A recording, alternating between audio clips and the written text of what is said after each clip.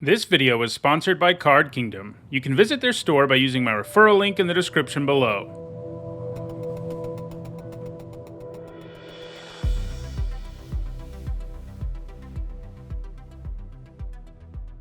Hi everyone, I'm Nitsa Hone, and today is Monday, and that means it's time for another MTG Top 10. The series where I rank cards based on their historical performance at Magic's highest level of competition. Today, we're going to look at cards that say, "You lose the game" on them.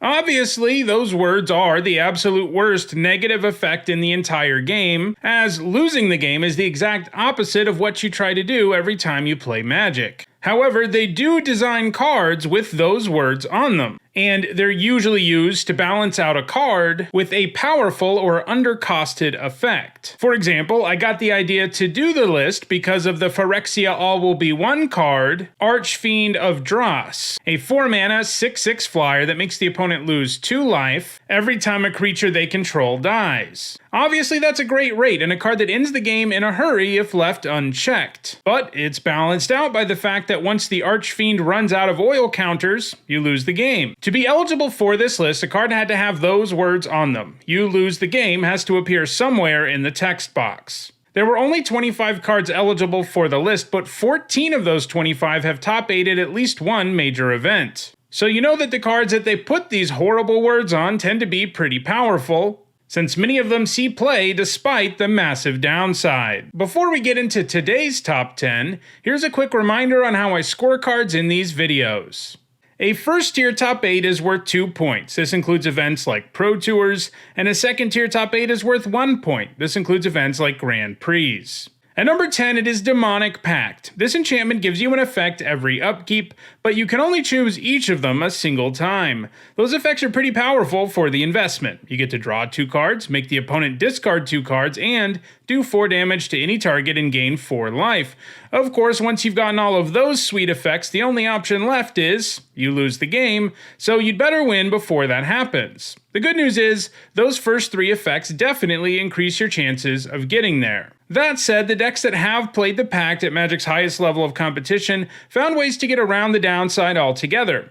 In Standard, the Pact was played in a control deck that had the primary win condition of giving the opponent the Pact with Harmless Offering once they only had a single option left, forcing the opponent to lose the game. Meanwhile, in Pioneer, it gained its only point in a Yorion deck that had multiple ways to exile the Pact, which would restart it, so you got all the value out of it without ever really having to worry about losing the game. The Pact hasn't gained any points since 2020, and really has only seen intermittent play over the years, so its spot on this list could be in jeopardy. At number 9, it is Chance for Glory. It has the same score as Demonic Pact, but I use first-tier top 8s as a tiebreaker. Chance for Glory gives you an absolutely incredible effect. It makes all of your creatures indestructible, and it's a time walk, but you better win before that extra turn's instep, because if you don't, well, you lose the game. It picked up its only top 8 at Mythic Championship 5, where it was featured in the sideboard of a Mardu aggro deck. It isn't very likely to gain any more points in the future. At number 8, it is Transcendence. This enchantment makes it so you don't lose the game for having 0 or less life, and whenever you lose life, you gain 2 life for each life you would have lost. Obviously, that does an incredible job of allowing you to stabilize and come back from behind. Of course, you don't want your life to get too high, because if your life gets to 20 or higher, you lose the game. It gained all of its points in the sideboard of Mirari's Wake decks, which were obviously great at generating absurd amounts of mana, so Transcendence was pretty easy to cast. The deck took a while to get set up sometimes, and Transcendence was a great way to give you that time, especially because you could cast Cunning Wish and grab a card from the sideboard that allowed you to destroy Transcendence before it made you lose the game. At number 7, it is Alchemist's Gambit. Like Chance for Glory, Gambit is a time walk that makes you lose the game at the end of your extra turn.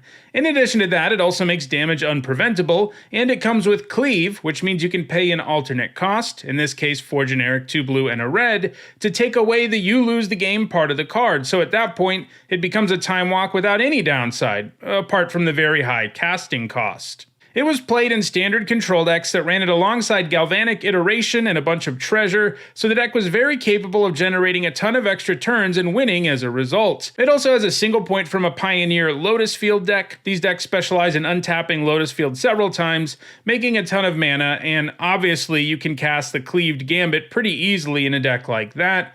So far, it doesn't have any points in 2023, but it wouldn't be a huge surprise to see that change in the near future.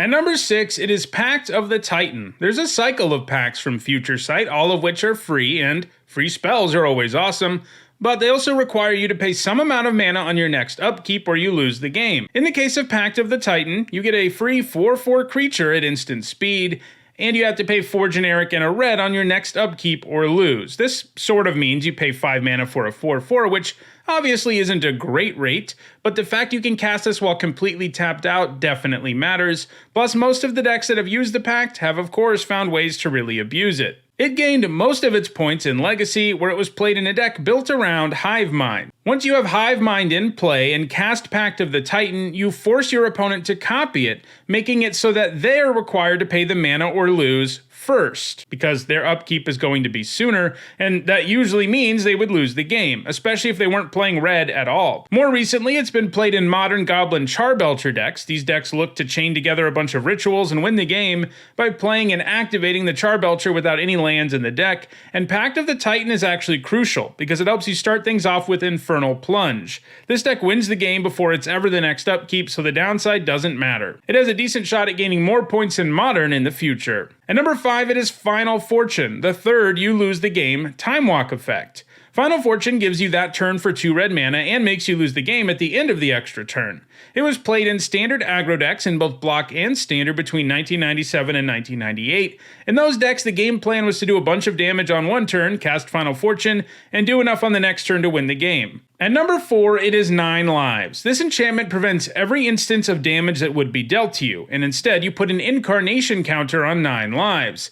Once it reaches 9 counters, you exile it, and when it leaves the battlefield, you lose. Luckily, it does have hexproof, so your opponent can't just disenchant it to make you lose the game. This means you'll typically be able to gain a lot of time with 9 lives, and usually more than you would have had if you just kept taking damage normally. It's gained all of its points as a sideboard card in Pioneer ramp decks, like Lotus Field and Omnath. Ramp decks often need a couple of extra turns to deploy their game-winning plays, and 9 lives was a great thing to bring in when you were up against an opponent who might kill you quickly. It's likely to gain more points in the future. At number 3, it is Summoner's Pact, obviously from the same cycle as Pact of the Titan. Summoner's Pact is a free tutor that lets you search up any green creature and put it into your hand, but you of course have to pay 2 generic and 2 green on your next upkeep or lose. It's been a key card in creature-based combo decks across multiple formats. In Extended, it was used in elf combo decks, which used Glimpse of Nature and a bunch of mana elves to draw the whole library and win the game, but there were some crucial elves you needed to make it happen, like Heritage Druid, which allowed your new elves to tap for mana right away, keeping the chain going.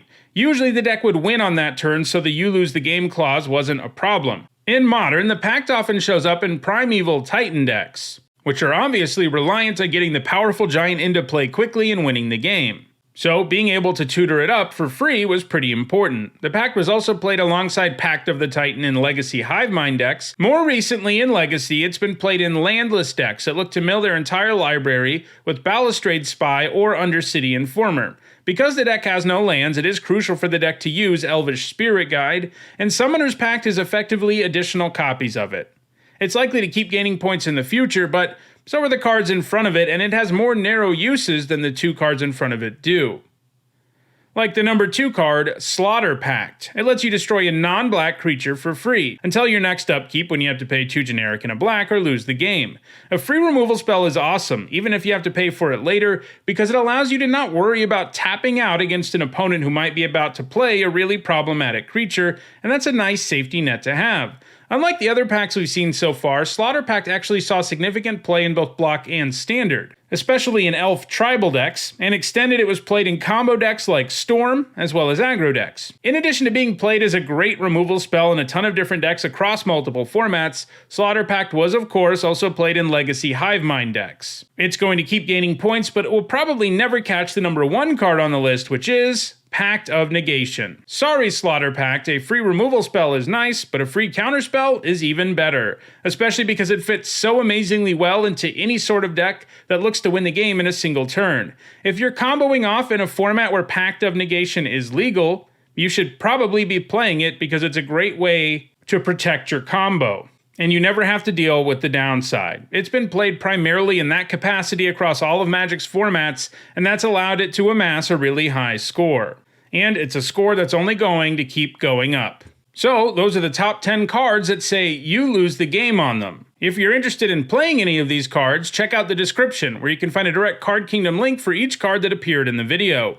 If you want to make sure you catch future videos, don't forget to subscribe. If you want to catch past videos, you should see some playlists on your screen shortly, and if you want to go the extra mile in supporting me and the channel, you can do that on Patreon or by becoming a channel member. You can find ways to do that in the description. Thanks for watching.